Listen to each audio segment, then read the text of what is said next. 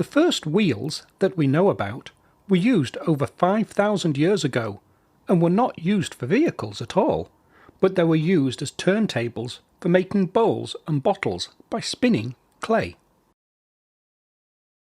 It was not until hundreds of years later that someone had the clever idea to use the wheels on their side and add them to a chariot.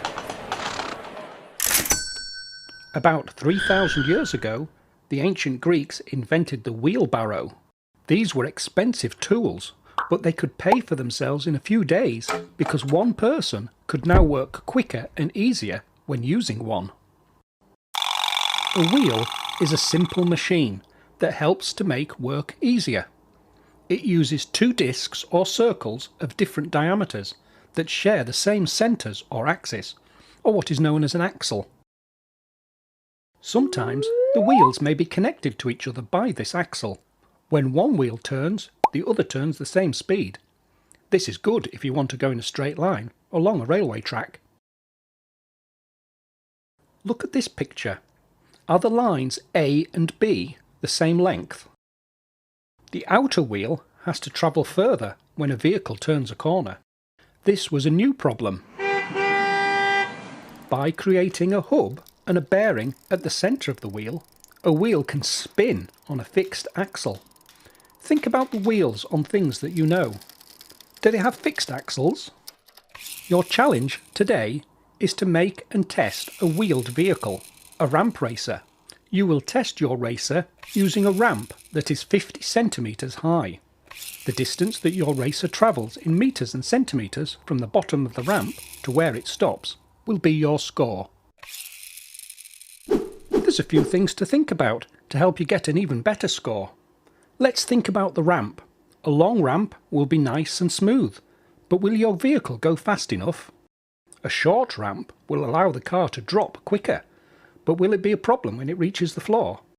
You can experiment with different ramp lengths and perhaps add a curve to the bottom to help the car move easily from the ramp to the floor. Remember, every ramp you try has to let your ramp racer drop from a height of 50 centimetres. And we have a rule: you can't push your ramp racer. You must let gravity pull your car down the ramp to accelerate it. Another thing you'll have to think about is friction. When surfaces rub and bump together, energy is transferred and lost. Points of friction might be where the axles go through the body of the vehicle, or where the wheels touch the ground. Do you think a smooth surface will be better than a rough one for the racer to roll on? The air can also add friction that might slow down your racer, a force called air resistance.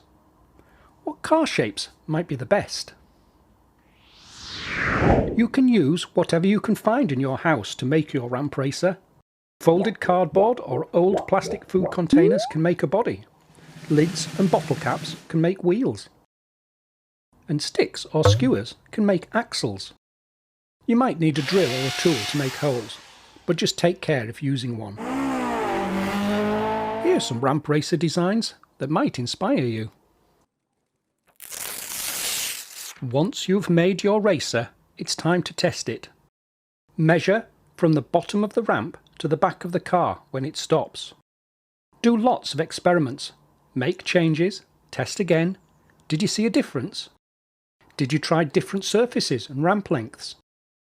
Keep adjusting and improving your ramp racer design to discover the very best distance that you can achieve.